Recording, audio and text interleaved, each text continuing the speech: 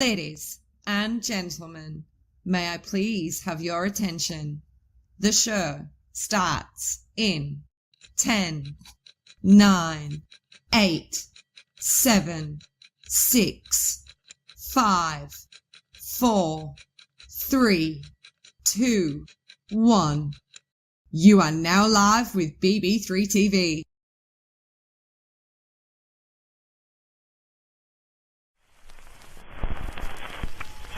Hello, Tommy. I kept my promise. I'm here. I kept my promise. I'm here. I hope you understand. I'm trying to help you while you're here. Trying to help. If you'd like to say anything. The room is yours. The room is yours.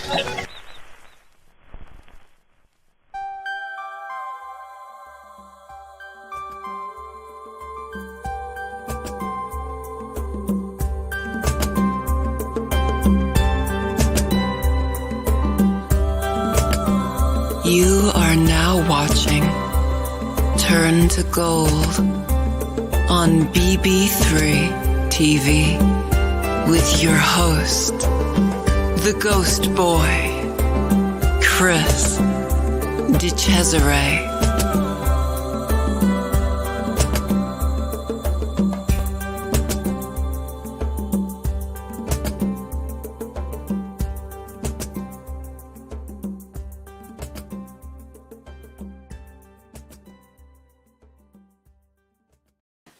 Hey everybody, welcome to Turn to Gold. I'm Chris Cesare. Happy almost August, huh? Summer's moving pretty quickly. It's always amazing. I look forward to it, and then it goes so fast once it occurs. So welcome aboard. And hi, Lauren. Welcome. Hello. Nice to see you. It's been quite some time since those events down Long Island, right? Good to see you. Thank you for being here. I appreciate that. And hello, Vince, from out there in California, out there in the West Coast. Thank you once again. And hello, Barry. I saw Barry this past Saturday at the New Jersey Paranormal Expo, Woodbridge, New Jersey. And let me say that event was just spectacular. I got there an hour and a half before the show began. That's what we have to do, and we're speakers and vendors. And there already was a line around the building. It shows you how amazing the turnout and support for that event that John Ruggiero and Chris Therian do. That was the 8th one. I think I've been lucky enough to go to 6 or 7 of them now. So kind of get my little green jacket Saturday Night Live. I really enjoy it. They do a spectacular job. And hello out there. Hello out there. Yes. And one of the things about events like that is, yes, you can sell some product, you can meet some people, but the cool thing is the connections you make in doing so. Every time I go to an event, I meet new people, new friends, and create relationships that wouldn't have happened without the opportunity for those gatherings. And promoters like John and Chris do a lot in the paranormal community to bring people together. Next month, we're of course going to have the Gettysburg Battlefield Bash. That is Stephen Pam Barry, who did a great job with their team, such as Eric Julian, and they do the same thing in getting people together, supporting people, fundraising for good causes, trying to shed a positive light and be a positive light in a world sometimes that is anything but. And there's Tom. Hi, Tom. Thank you, Mr. BB3 TV. Thanks for being here. I appreciate that. And yes, Barry, it was an amazing way to catch up with friends. One of the things too that I like about those events is that you have an opportunity to listen to folks in the field share their experiences, what they've learned, what their goals are, how they've survived certain things, and with COVID, hopefully regressing a bit in the rearview mirror. Hope that life begins to pick up again. People go outdoors once again and gather together. And speaking of which, this Saturday up in Rochester, New York, Caledonia, actually, there's a great event with Patty Giglio, myself, Ted Van Son, and Ernie Atwell. It's an authors event, and I love that. I love that area. That's of course where the haunting occurred back in 1985. That gave me the nickname, which I used to detest at the time, of the Ghost Boy, occurred.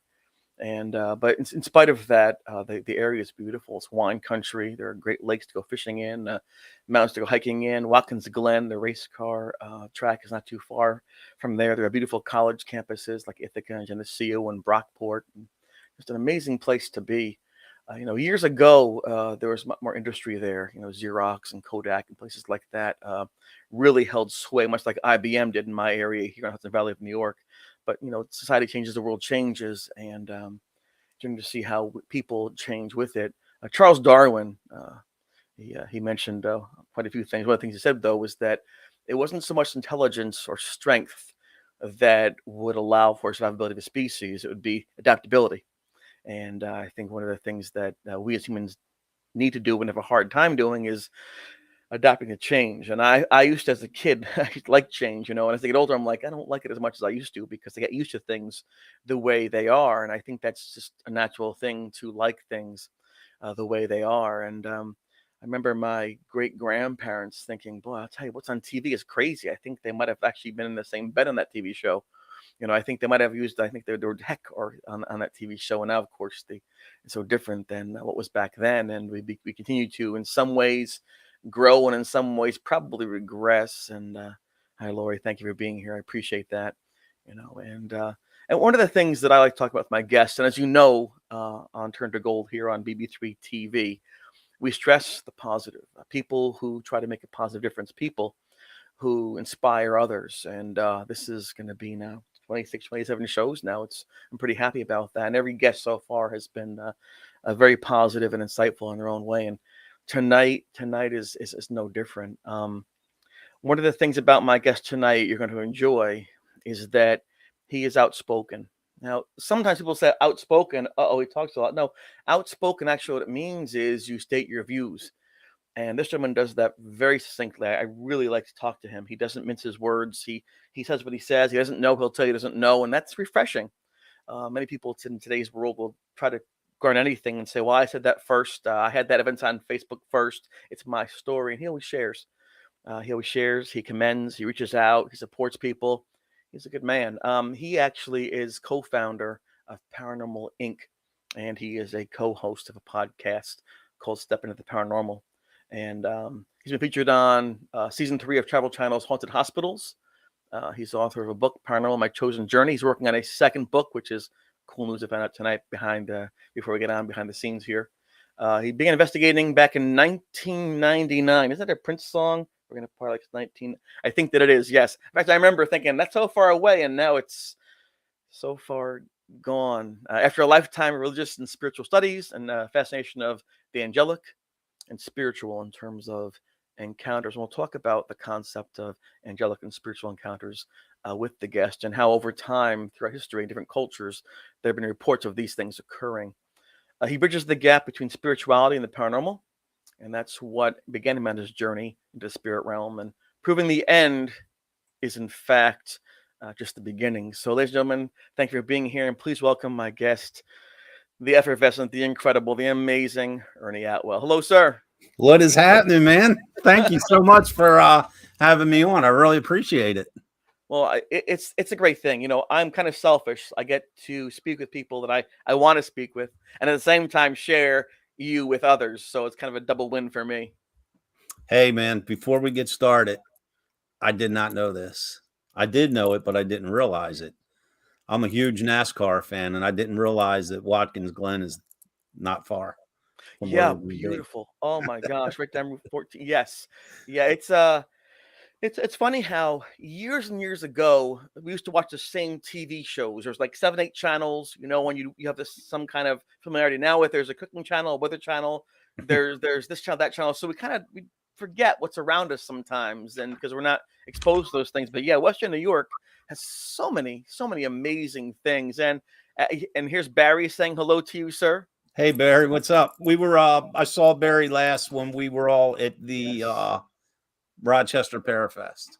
Nice man, right? And Lauren and Vince and I like it. We got your fan club here. They're all joining us, and probably a lot more soon. And I like it because you invoke a positive reaction when you walk into a room. Was that always the case? Have you always been your whole life the guy that say, "Hey, he's here"? Or did that develop over time? You're making me. I get embarrassed very easy. I don't even know how to answer that, man. I don't think it's me personally. I think it's just people are so fascinated with the paranormal field that, you know, it could be anyone off the street corner. If they got a story to tell or their story's been told and somebody's heard it, somebody's going to be fascinated by it. Right. Yeah. If anyone can share something of value, of interest, then people tend to lend an ear to that moment. And if they find it to be credible or worthwhile, they continue to listen. And that's part of the communication process. I tell my students at school that communication involves a transmitter, right? A processor and a receiver. Mm-hmm. And so, for the example, tonight, you and I are transmitting, right? Exactly. And then it processes through the monitor, through their computers. Then they receive it through their ears into their brains. And if they like it, they stay. And if they don't, they go. And people tend to like to stay to the folks that I get on my show. People know my story about the extreme haunting and why I got involved with this. I got pulled into it, dragged basically against my will, kind of like a caveman captures his quarry and brings it back to the cave. But yours was a little different. How did you first understand or realize that there might be something different than just the here and now in the physical realm? Well, it's so funny, Chris, how things just come together, because growing up, I grew up in a very strict Roman Catholic family. And at one point in my life when I was young, I went to live with my grandparents, and they were even more strict Catholic than my mother. And I was one of those children that, I mean, I was involved in a lot of activities and stuff like that, which I mentioned in my book, but I was always taken back by reading. I love to read, and I still do. Like Loren, who's watching, she's actually editor of my book, and she's got several out. Yes. And I enjoy just reading so much that I have all her books, and I've never completed one, because when I get a few chapters in, I start reading the next one. You know, and I just bounce back and forth based on what mood I'm in. But I always had a passion for reading. And then growing up going to Catholic school, I was told a lot of stories about spirit visitation and people throughout the ages being visited by different holy figures, so to speak. And before I was born, one of my uncles was in the Catholic priesthood in upstate New York, actually. And he used to tell myself and my mother and, stories that he had not only witnessed, but he had been told. So at that point, I started, and it wasn't a whole lot back in the early 70s that I could get my hands on to read. You know, everything was so limited that, paranormal or, the spirit world or what have you, it wasn't an everyday word. It wasn't on every TV channel, or like you said, it wasn't on one of the 4 TV channels that you. Right. Very different than today. Yeah. So I just, anything I could get my hands on to read, and most of it was religious, because at such a young age, I didn't know what direction to look to find like modern day haunts and things like that. Right. You know what I mean? So at one point, as time eventually went on, and first I always grew up liking, all the haunted stuff, just like probably everybody that's watching this or listening to this show right now.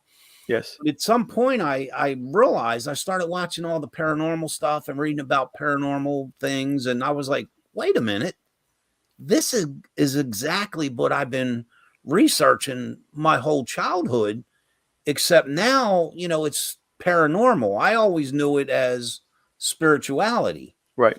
So my first instinct with everything was somehow this originates with God, or it's something spiritual, because that's just the way my brain was trained from doing so much research on it, if that makes sense. It does. It does make sense. Yeah. And in fact, for many of us older than, say, 25, we got most of our information from either religious texts or going to church. And in fact, I think I've had on now 28 guests.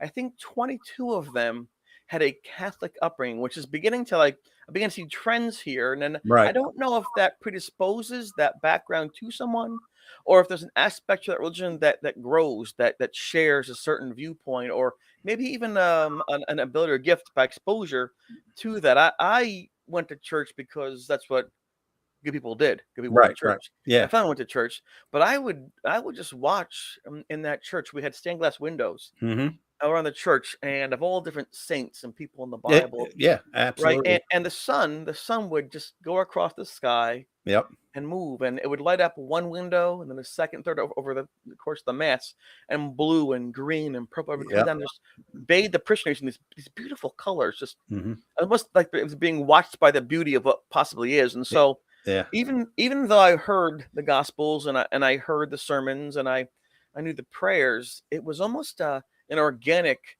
spiritual experience that I had in church, but I didn't want to pursue anything with ghosts or demons because it didn't seem like it was safe. But you apparently took the other route and said, this intrigues me. I'm curious about this. So at one point in time, did you think to yourself, this might be real?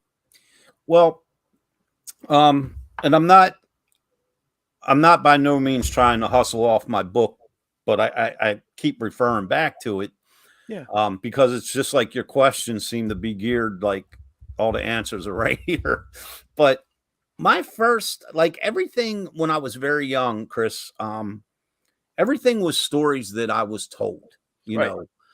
And I remember on every Sunday morning, my grandfather and I had a paper route, and he would help me with my Sunday morning papers. Right. And we would go into Baltimore City, and that's where my great grandmother lived. And she lived alone, and she was very old. She was born in the late 1890s. Okay. So in the early 70s, you know. So anyhow, one morning we went in, and when we would get there, she would always be sitting in her wheelchair at the kitchen table. And she was hard of hearing. She could hear, but you kind of had to yell. So one morning when we went in, she was sitting on the edge of her bed, and she was having a full-blown conversation with someone.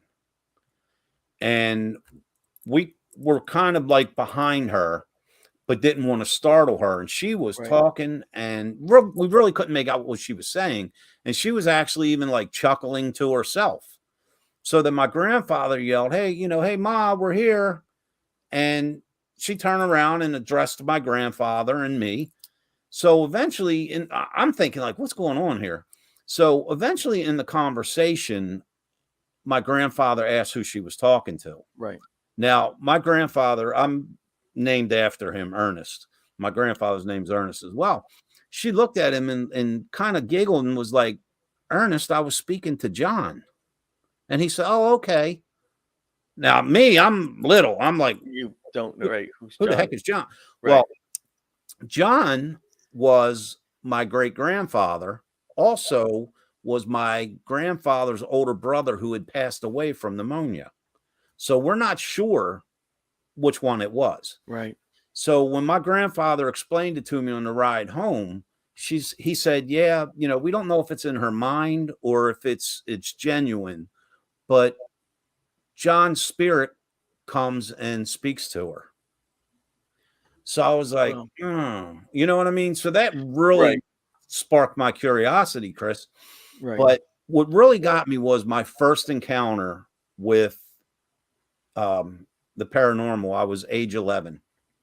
We used to go, my grandfather and I, when he retired, he took a job heading up the maintenance and whatever for my school and church. Right. So we used to go in on, how each Catholic church has the big hall, and they have Yes. everything there. They have the bingo, the There's Sunday a church hall by the Italy. rectory and the church itself. Right. Yes. Well, our hall was underneath was in the basement of the church. Okay. So my grandfather had this ritual he did. When we were done cleaning up from Friday night bingo, I would stand down in the hall, and there was 2 staircases that went up into the church. And after we were done cleaning up, he'd go up with his big set of maintenance man keys and make sure everything's locked up. Even though he knew it was, he had to double check. Double check. Right. So I was standing in the hall one night, and I was just waiting. All the lights were out except the light coming from the kitchen, because that was the last light we always tripped, and we go out the back door. Well, I happened to gaze over, and on the steps, I saw a priest. And he was standing there. He was dressed all in white, as if he was just about to give a mass. Right. And he was, I don't want to say he was staring at me, because the best way I can describe it, he was staring at me, but it was like almost as if I wasn't there, like he was looking through me. Like through you, right. I know that sounds crazy, but, and I literally watched him just dissipate. So I had brought this up when I felt the time was right. I brought this up to my grandfather. Because you trusted and respected him, right? Yeah. And, you know, he told me that several parishioners throughout the years have seen a priest dressed in white in different parts of the church. And he was just as if he was just standing guard or making sure everything was okay. Right. Checking on things. But now with me, like I said, I was 11. That was my first-hand experience. But here's the funny part. We had 2 other people work with us on occasion. They saw him too. So I knew it wasn't just me and my overactive, right. You know, I've read too many horror So now stories. grandma's seeing this, and now you're seeing things. You hear about things, you read about things in search of. That's incredible. So now you're saying, you know what? I think there might be something real about this. Absolutely. That's a joke. So 11-year-old Ernie sees the spiritual priest exists, just kind of glance through him as though he's surveying what's around him, as though it's his obligation or duty to keep things safe. What does current day 2022 Ernie say about that experience? What do you think it was that you saw as an 11-year-old child? I gotta say that I do believe that it was just a priest from back in the day that was watching over the church. And the reason that I can confidently say that is prior to me seeing it for myself, I never heard none of the stories of that. Right. So nothing influenced my thought. I've been going to that church my whole life. I went to school there. You know, I was currently a student there at 11 years old, and I knew nothing about it. So when I look back on that now, I do believe that whoever the priest was, that he was just, that was his place, man. He was just making sure things were good. And that's cool because one of the things when you talk about whether it's scientific research or even you talk about things like being a clairvoyant or medium, things like that, the outside thought is the powerful thought. In other words, there's a difference between creative imagination, what you're thinking, versus an extraneous thought that comes from outside the self. And I think there's a natural quiet doubt we have when we first see things like, am I seeing that? I think I'm seeing that. Should I tell someone? Then when you can get the confirmation independently that, oh, we saw this too, or we saw the same thing you did, it gives you a little bit of a relief to think, okay, good. So then I'm not the only person. I'm not that strange. It probably is true then because I didn't tell them when they were so saying that. When I was struggling through the haunting, I remember seeing this full bed apparition behind me in C2D1, and I remember had a tilted head, just kind of gazed at me with his legs in the stereo. And I remember I screamed, but I didn't tell my roommate what I'd seen for 2 reasons. One, I don't make him go crazy and have best hysteria. And 2, I wanted to see if anyone else saw what I did. And then about 48 hours later, he was lying in his bed. And it was like 3 a.m. And he called out to me. He said, "Chris, there's someone looking at me." What are you talking about? There's someone watching me. And I was careful not to use he or she, but I said, "What does it look like?" You know, and he said it was like a guy with a tilted head. And then I knew, wow, this is great because I'm not going crazy. Independently, he's seeing the same thing I thought. And then I thought, oh, wait, that's worse. There's a dead thing in the room. So you go back and forth with these concepts like, yeah, I'm not crazy, but this is worse because now there's a dead thing in the room. So that seeing that priest gave you the comfort of knowing that there might be something there. And he wasn't aggressive. It wasn't a negative experience. It was actually positive. Yes. Yeah, absolutely. And the thing was, even at 11 years old at, 2:00 in the morning in a dark hall in the basement of a church. Right. I was startled because, if you're walking and someone jumps out on you and it startles you, I was startled, but I wasn't scared. I was like, I almost felt, I don't want to say like I was being judged, but I was like, oh, shoot, I better be on my best behavior. Right. You know what I mean? A spirit priest over here is watching. I know somebody upstairs. But you can't imagine like, I don't know if it was relief or like, I felt like going, yes. You know, when my grandfather told me that over the years, parishioners have seen a Right. priest in white. And I was like, oh boy, okay, I'm not crazy. You know, I really did, you know, Yeah. And really you did told your experience it. grandfather. That's impressive because you were secure enough in what you had seen to share it with someone who you Yeah. respected without fear of, it's like, uh-oh, what's happening now? I better not say anything. And you did. And cool enough that your grandpa said, yeah, other people have Yeah. claimed to see that. So there you are, 11 years old, have your first experience. You put it in a box. Do you tell people? Do you write about it? What happens then? I didn't tell anyone. And what happened from that point, a friend of mine in my class, I won't say who, he got in some trouble. So instead of being suspended, because even though we went to Catholic school, we were Yeah. little terrors, man. Not like, I mean, we wasn't doing nothing bad, but we were just bad kids, you know. Hijinks, yes. So his punishment was he had to work like 4 weekends with us at the, you know, instead of getting suspended. Right. So I think it was like his second Friday night with us. And of course, my grandfather's up there checking all the doors and all that. And we're just standing there in the hall talking and laughing about school stuff. And all of a sudden, my friend goes completely like blank faced, stops laughing, and he's staring in the same direction. And I don't remember his exact words, but he basically said, "Look over there. There's a priest standing there looking at us." So without moving my head, I kind of just shifted my eyes and we Right. both saw him standing there. Wow. Yeah. So consistent. Some people will go to a place and see a person or an apparition, then not be there for a while. But apparently, this spirit, this ghost, was there quite often, overseeing what was going on. And I wonder about that, because, all right, let's presuppose, let's think that perhaps a ghost or spirit is a person's energy that leaves their body when the body ceases to exist, ceases to function. And let's observe that perhaps that this spirit, ghost, whatever, can then retain some of the memories, thoughts, Mhm, personality of the person of the shell they had been in, right? mhm, mhm, So normally at some point in time, at least in the belief that most people have, is that you either find rest, peace, heaven. Something unfortunate happens, the gnashing and grinding of teeth, hell, reincarnation, another spirit into the other body, or purgatory, where this kind of, you had to float in between this area of no conclusion. I mhm. wonder why a priest who you'd figure marriages, funerals, baptisms, sacraments.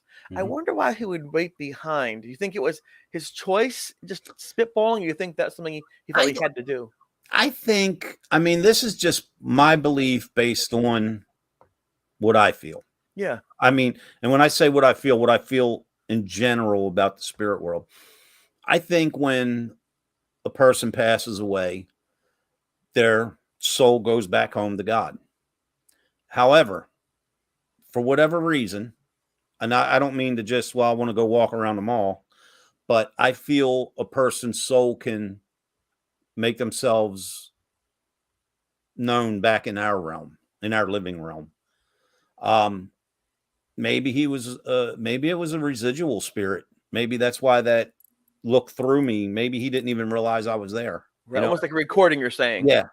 But you know, my general belief, Chris, is that when someone dies, I feel they can step back over into our world for many reasons to, you know, give a sign, to Right. check on their family, their friends, to check on their home, their business. Maybe they have unfinished business, you know, and I think it's certain, like with me, I have no special gifts. I'm not sensitive, I'm not medium, I'm not psychic, but I believe that I just have that open mindedness that maybe that's why I was able to see him, because I actually have an example where we were investigating a house. And when I took a photo with my own eyes, I saw someone standing there. I Right. saw the full apparition, but the reporter that was with us, she saw something too, but she saw a red ball of light fly out of the room. Right. So was that this? Did we both witness the same apparition, but just saw it differently? Right. Who knows? That's compelling. I sometimes when I speak use the analogy of a baseball game. You probably heard it where I say, let's say, for example, the Red Sox and the Yankees will play a game. Let's say in this case, the Red Sox win 4-3. Those are the facts. 4 runs, 3 runs, Red Sox wins, Yankees lose. If you're a Red Sox fan, it's a good game. Everything went well. You pitched properly, hitting the clutch, the center made the plays. Yankees fans said, this is terrible. We didn't hit the clutch. Guy struck out, guys in second and third. He didn't make his pitches. Yeah. So a Red Sox fan will see the score 4-3 and say it's a good game. Yankees fan will look at the exact thing and say it's a bad game. Right. Even though the facts are the same, our lens, what we believe, what we feel, will color what we see. And I bring it up because of your example with the red fiery sphere. Right. When I was in that college dorm room, I saw this thing looking at me from above my bed, just hovering and staring at me.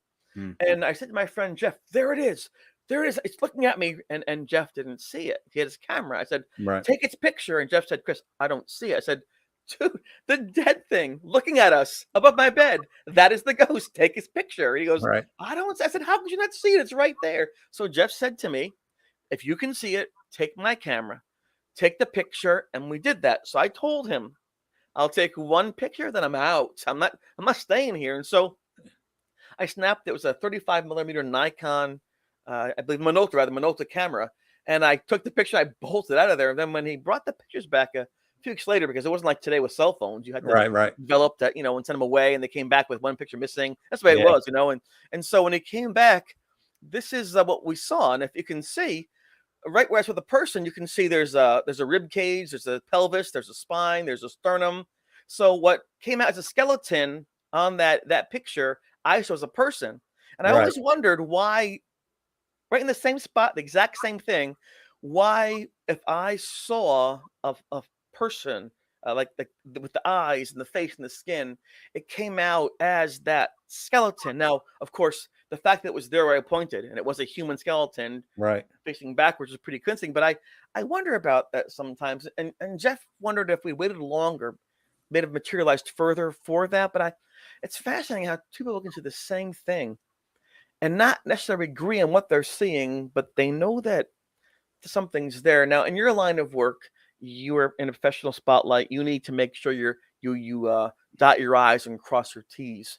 Is it a challenge to, on one hand, your day job is actually crossing T's and dotting I's for legal means and things like that, balancing out with the spirit world where things are intuited or guessed upon? I think it's completely two different worlds. Yes. But I think it's the same concept. And I'll give you a brief example. Right. I'm a supervisor at work, so there's certain scenes that I have to show up on as a supervisor, even though officers are there handling the call or taking the report. Right. For example, we had a suicide, but based on circumstances and things at the scene, we have to initially investigate that as a homicide, even though you have to rule things out, right? You have to rule things out. You can't assume. Exactly. So I kind of take that into the paranormal field. You have to rule everything out. You have to retrace the steps. You have to recreate it. You have to try to redo it. You know what I mean? And when you go through all those steps and you're still left going like this, chances are you're left with something paranormal. You know what I mean? And I do. One point I wanted to bring up, because you were saying the way people look at things, and that was a big influence on my book, was, let's say, for example, I look at things the way I do, very spiritually. I think everything somehow ties in with God. Let's say in your beliefs in the paranormal, you look at it strictly scientifically. Energies, right. Okay. My purpose is to say, okay, Chris, you're looking at it scientifically. I'm looking at it religiously. But at the end of the day, we're looking at the exact same thing through a different lens. You get what I'm saying? I do. And I that do is that. just the most fascinating, and you said it earlier in our conversation, like, when a person dies, their energy's left. Where does it go? What does it do? Whatever. And I the same thing that you refer to as energy, I refer to as someone's soul. Right. So we both said the same exact thing, but just said it differently, and it has the same results or the same effects. And that's cool, right? Because even you talk about personal lives, someone that you may be friends with, I may not, and vice versa, correct? People fall in love all the time, and I always think it's a little foolish because if you fall in love and you have a relationship to share and listen and compromise, all these horrible things, but we do that because it's nice to be loved. It's Right. nice to the person likes us for who we are, and we find value in that, and so we take the risk of being hurt by attaching to them emotionally, even though there's a chance we're going to get hurt, right? Right. And that's just the way life is, and I think much like that concept of love, which you really can't prove it chemically speaking, right? You can't get a chart and say this equals love. Same thing with the paranormal. You can't just say, well, obviously this plus this equals paranormal spirit, and there you go. And by the way, I'm just like, thank you again, Penny. Thank you for being here, and also, and Marguerite, thank you. Good seeing you at the Unity Hi, event Anna. in New Jersey. Yeah, I think that's kind of fascinating how that works, and I think you'd agree with me. Maybe you don't. That as you work through this paranormal industry, this field, you begin to realize that it's important to hear different views on things. Absolutely. Some people don't like that. Oh, no. This is what I found. I put it on Facebook. It's there. It's staying that way. See, let me put it to you. Let me put it to you like this, Chris. Let's suppose, like, I've been with my wife for almost 30 years. Now, let's suppose I just agreed with her on everything. Right. Okay, yeah, you're right, hon. You're right. You're right. We wouldn't have learned each other. Right. We wouldn't have learned different things about everything in a relationship. And even with my paranormal partner, Dave Seiler, we fight all the time. We argue. It's like a bad marriage. But guess what? That's what gets us the evidence. Communicate. Because if I just sit there, if he's like, we're always bouncing ideas and theories and evidence back and forth. Right. Like he sent me a video clip the other night. And I was like, oh, this is what it is. And he's like, no, look at it like that. And I'm like, yeah, I see what you mean, but look at it like that. And it takes that arguing back and forth. Yes.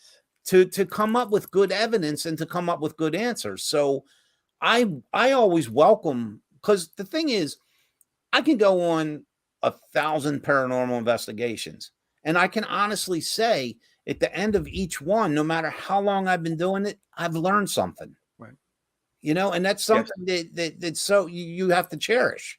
And the only way sometimes to get good stuff is to argue it out. Now, I don't mean be violent, but like disagree on things. Because what? Note to self: no violence. Okay, go ahead. I just have to my note on that one because violence is apparently bad. Right? No, but that's what you say is key. And but you have seen, I know you have, and this is an observation I've made over the years. Again, because I've been doing this like you have for many years now, and that is that there are some people who need to believe so badly that every single bump, every single knock, every single flash of light is the spirit of some famous theologian or writer. And then there are others who, if you could walk a spirit in front of them and hold their hand and tell them things only person knew, they wouldn't accept that as being real because it can't be true. There are some people just so set in their way in their camp that they will not look at another viewpoint. Exactly, I know. And as somebody who's the public eye, at a book signing, at an event, you and I come across folks who are good people. They just aren't able at this point in time to make that leap of faith to suggest, open my mind for a second and risk being wrong. I'll risk having my opinion changed. But, see, a lot of times I'll tell people too, just, you're not going to find it all in one investigation. No. It might take years, but it's going to happen. Like when I train someone at work and they're all fired up and ready to go, I'm like, relax. You have a 25-year career. You don't have to do it all this weekend. Right. You know what I mean? And Yeah. Well, I completely agree with you. And what I like about it is I love skeptics, Chris. And you know we come across a lot of those. Yes. And the funny thing is, a skeptic will say, oh, I don't believe in this nonsense. I've never experienced nothing. In reality, they did. It's just they don't realize it. Well, they view it differently, different Yeah, context. their brain isn't trained. You know, they Yes. always had, like, for example, you take someone that believes wholeheartedly in the paranormal, everything is paranormal to them. Well, you take a skeptic who believes in absolutely nothing, then nothing is to them. Right. So they can experience something, but without sharing it or trying to figure it out, they already wrote it off as, you know. And maybe that's where they need to be in their life at this point in time. Everybody walks a different path. They do things different times. People get married at 16, 25, 40, right? And so I think our path is our own with free will, but hopefully over time, people begin to, in all areas of life, begin to look beyond their own comfort to see, well, what else is out there and what do I think about that? You mentioned being married. You know, I've got 33 years in marriage and learning all the time. If you stop learning, you stop growing, and there's no sense in having the relationship because it's static. And I think the same thing is true of the paranormal. I think you can always learn, and it feels good when you build upon a base.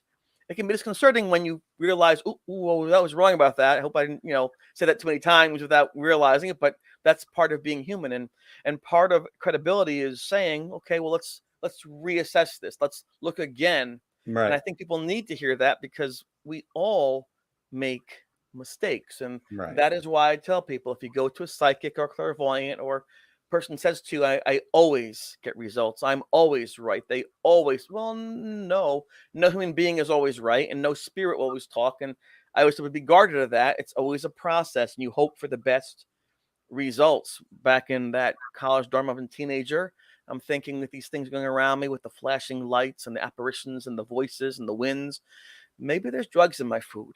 Maybe there's a gas leak in the room, and maybe a practical joke. Maybe it's mass hysteria. Maybe I've been hypnotized. Like you said, I began to rule out thing after thing, and then the one thing that was left, Ernie, was the idea of the paranormal, the spiritual. Right.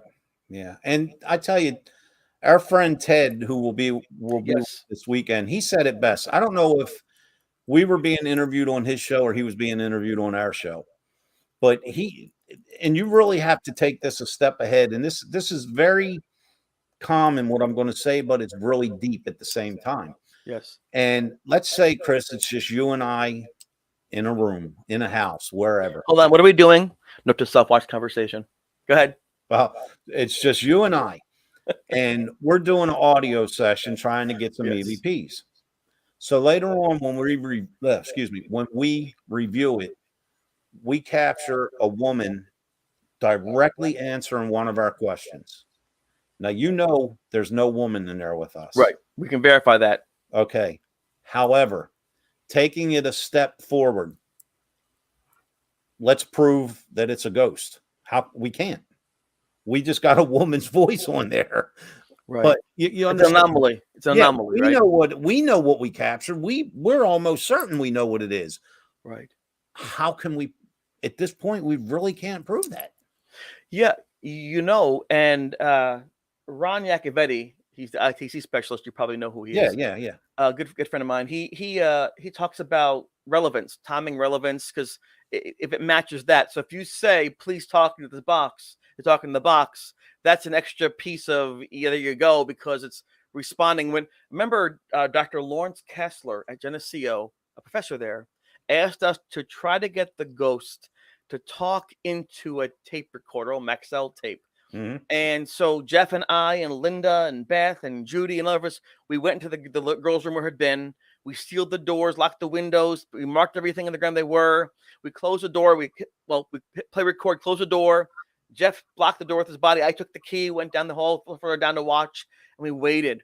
There was nobody in that room. We went back in later on, and we heard this. We hear it now.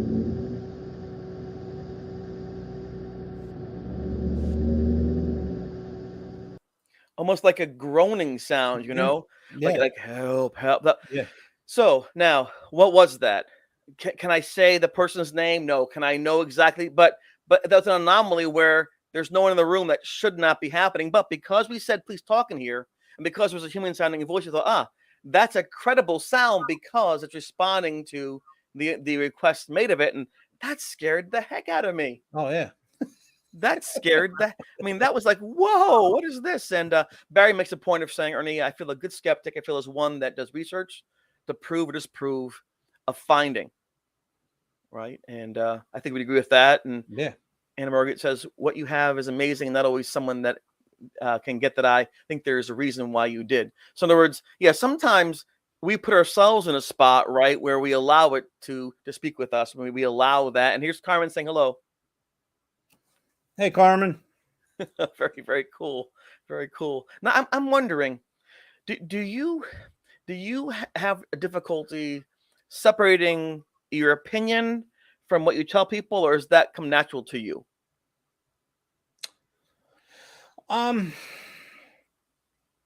That's a good. Right. I know April Bissett, the New Jersey like housewife, she will draw and she will sketch as the spirits talk with her to keep her active mind away from what she's hearing to separate her own thing. And I worry too. People come to me because of my experience in the TV shows.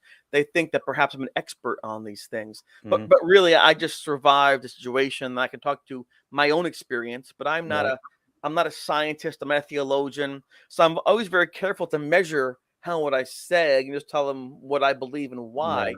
You work in the field where you give testimony in court. So how do you function in those moments where you have to distinguish between what you believe versus what you know?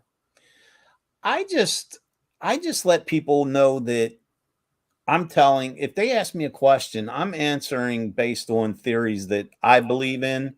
Right. Based on things I've studied or researched or encountered. And if I don't strongly believe in that theory, I won't share it, because at some point, in order to believe in a theory that I may have on something had to bring me to that point, some sort of evidence. You know what I mean? I hope it kind of answered. Yeah, it does answer that. And well, it's one of those things where you have an essay. And unlike a math problem where 2 + 2 should always be 4, an essay allows for creative thought, allows for impression, allows for your lens to be shared, like in English, you know. So, and I think the paranormal is more like an essay than it is like a math problem. Even though we use data points, right? We analyze and look for sets of information to really, though, it's more about how you feel. Those moments where you're in a subway and you think someone's watching you and you turn and sure enough, someone's staring right at you. Things that you can't explain because you didn't actually see or hear them, right? So I think there's that sense that people have that we trust, right? It's intuition, sixth sense.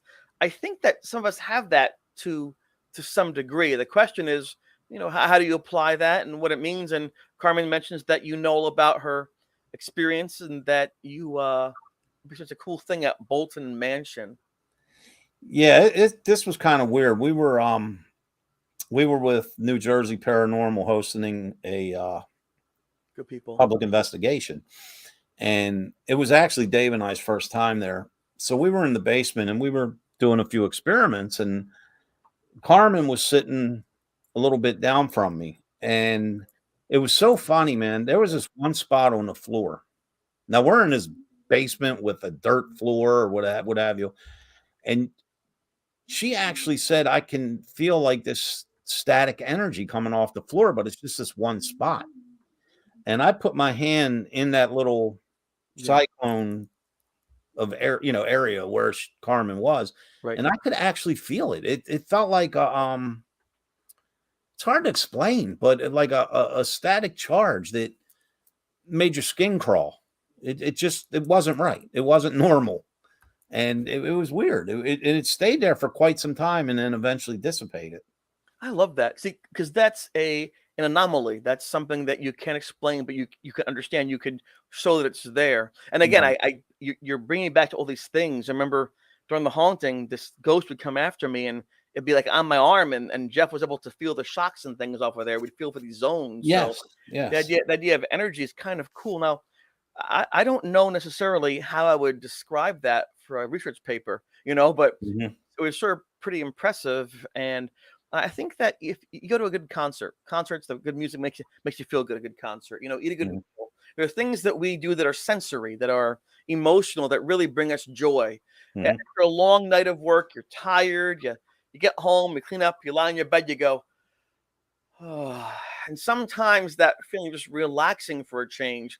It feels glorious, right? Yep. Exactly why that moment, but just like thank you for this moment, just to relax. Because I think we get so amped up, and I think conversely, sometimes something hits us like, wow, this is really cool. This is really different.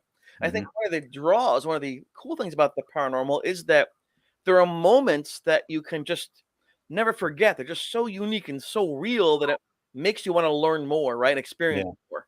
Yeah. Absolutely. And that goes right along with what I said, that on every adventure, I mean, I can honestly say I learned something new every time I walk out of the door of whatever building Right. or whatever. And that's the great part of this field. You Yes. know what I mean? And you know, it's like the end result of this would be we have concrete, beyond a reasonable doubt, evidence that the afterlife exists. I mean, that's what everybody's shooting for. Right. But isn't it actually the journey taking us there that's the fun part? Well, You know what I mean? I think so. That's what you learn from. Although having run 13 marathons, I'm going to finish the dang thing. But I know exactly what you're saying, and I would offer actually, Ernie, that most people that I know, most people over a period of 50 some odd years, have had some experience that lends them to believe there's a paranormal aspect to life, and if they haven't, a friend of theirs had. So I think most human beings would tell you there is spirituality, there is something out there Yeah, that we can't gauge. And I don't even know if you have. It's like love. We haven't yeah, actually proved love chemically, right. and so, or mathematically. So, but we believe love exists, right? We love a puppy, we love our kids, we love our friends. So I don't know if we have to prove anything. Let me ask you a question. Young person comes up to you and says, "Excuse me, sir, I had a question for you. I hope you don't mind. I want to go investigating. Mhm. What are some of the things I should know about investigating for the first time?" What would you tell them? Uh, do your homework as far as we're not just going in running around in the dark, and I always I always treat an investigation like we spoke about. I'm trying to make contact with someone's soul that's no longer here. Yes. So my biggest thing is you have to be respectful, okay? Because my theory on this whole thing is when we're born into our living body, we're all innocent. Right. Everyone everyone has a preset path in life that God has set for us, even though we don't know what it is at the time. And some people take a better path than others, or whatever. You could be the most horrible human being when you're alive, but I feel that when you pass away and your soul goes back home, you're back to that Right. innocent person. Good state. So my biggest thing, what I would tell somebody is be respectful, because there's one thing that really irks me. Like when I'm at home, if I'm not at work or I'm not on the road and I'm at home, home is my happy place. It's where I like to be. I have it set up that if I someday go completely insane, I don't have to leave home. I'm happy and I'm content being there. So when I pass away, if by chance I decide I'm going to haunt somebody, it would probably be at my house. Fair enough. It's easy Now, access. You know the place. right. And what right, and you'll see this on some shows, and this is what I hate about it. What right does someone like, suppose years go by and they say, hey, old man Ernie's haunting his house. We're going to investigate it. Right. What right does someone have to come into my house and dare me and challenge me and Right. threaten me? Come on now. You It's know what I juvenile mean? behavior. It's juvenile. It really Yeah. is. It's So done my for. biggest thing, Chris, I would tell somebody, you have to be respectful, and I think if you go in with a good energy, and I don't mean energy like you got to be a psychic or nothing. I Right. just mean in the right Intent. spirit and frame of mind. And Like Yes. you used the example about a rock concert. Yeah. I've been to a rock concert and waiting for the band to come on, the energy in the crowd was just You can feel it. amazing. Yep. And if you do that on an investigation, I think the spirits can actually pick up on that. Like, wow, they're here for us. You know, they want to hear our story, you know. So my advice would be genuine, be respectful, and remember you're dealing with a person that just doesn't have a body. And what is this right here? Paranormal Inc. Paranormal Inc. is mine and my paranormal partner, David Seiler, is our paranormal project, so to speak.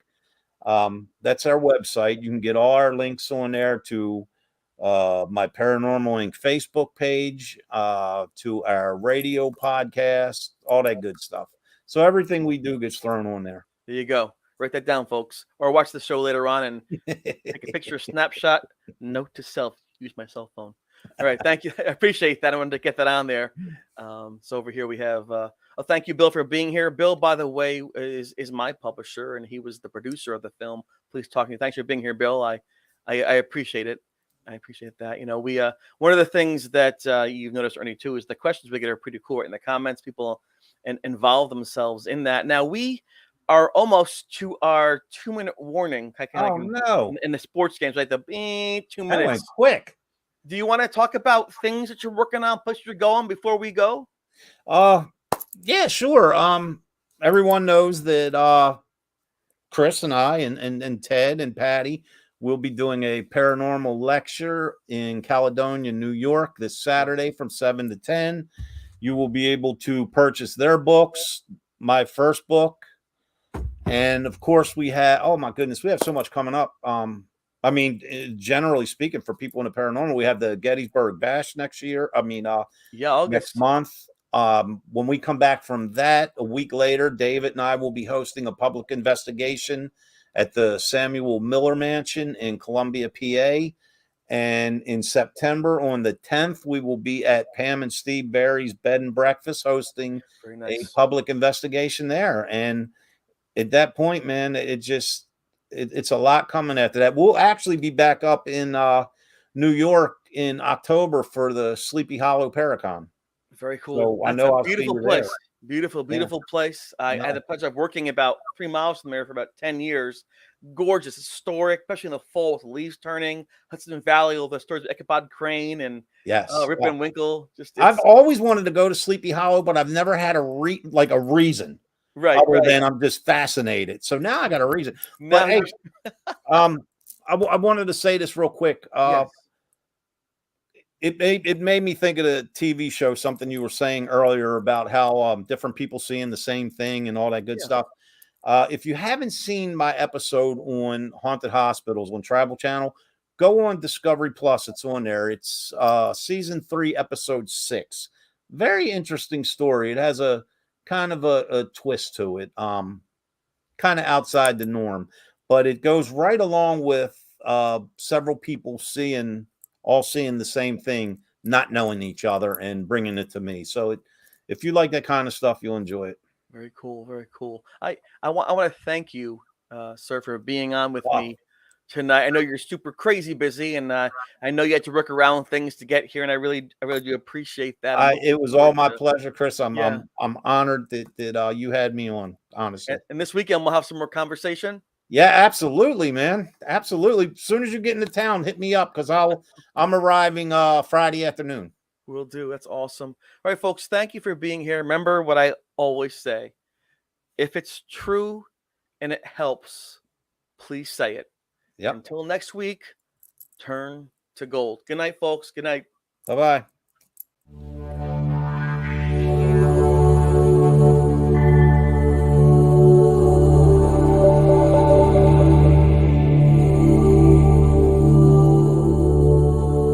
This has been Turn to Gold on BB3 TV.